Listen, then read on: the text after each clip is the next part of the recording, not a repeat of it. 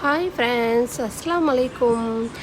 Welcome to Chennai vlogs. இன்றைக்கி நான் வந்துட்டு என்னோட முருங்கை மரத்தில் ஃப்ரெஷ்ஷாக முருங்கைக்காய் பறித்தேங்க. முருங்கைக்காய் பறிக்கிற வீடியோ போட முடியல. நான் ஒரு கையில் ஃபோன் வச்சுட்டு வீடியோ எடுக்கிறதுனால நான் முருங்கைக்காய் பறிக்கும் போது எடுக்க முடியல. என்னோடய முருங்கை மரத்துலேருந்து நிறையா காய் நாங்கள் பறித்தோம். முருங்கைக்காய் பறித்தோம். அந்த பாருங்கள், முருங்கைக்காய் எவ்வளோ ஃப்ரெஷ்ஷாக இருக்குது பாருங்கள். பிஞ்சு நிறைய விட்ருக்கு, தெரியுதா?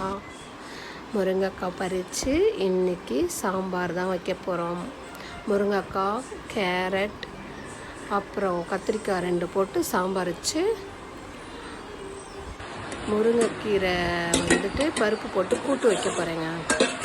சூப்பராக ரெடி ஆகிடுச்சு முருங்கைக்காய் சாம்பார். ஃப்ரெஷ்ஷான நம்ம மரத்தோட முருங்கைக்காய் சாம்பார் அவ்வளோ டேஸ்ட்டாக இருக்கும். சாப்பிட்டு பாருங்கள், அவ்வளோ டேஸ்ட்டாக இருக்கும். நம்ம வந்துட்டு இயற்கையாக நம்மளே ஒரு மரம் வளர்த்தோம்.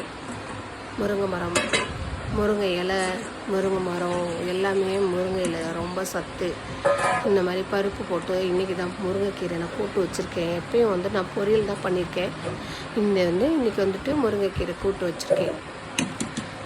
பருப்பு போட்டு கூட்டு வச்சுருக்கேன். டேஸ்ட்டாக சின்ன வெங்காயம்லாம் போட்டு செஞ்சுருக்கேங்க. அதுக்கப்புறம் நான் அன்றைக்கி ஒரு மரம் வந்துட்டு பிஞ்சிருந்துச்சு. அது வந்துட்டு நல்லா பேப்பரு, வெந்தயம்லாம் ஊற வச்சு அரைச்சி இந்த மாதிரி மரத்தை நான் வந்து மொழுவி வச்சுருக்கேங்க. அது வந்து சரி பண்ணி வச்சுருக்கேன். அந்த பிஞ்சதெல்லாம் சரி பண்ணி மொழுவி வச்சுருக்கேன். அது எப்படி இருக்குன்ட்டு பாருங்கள்.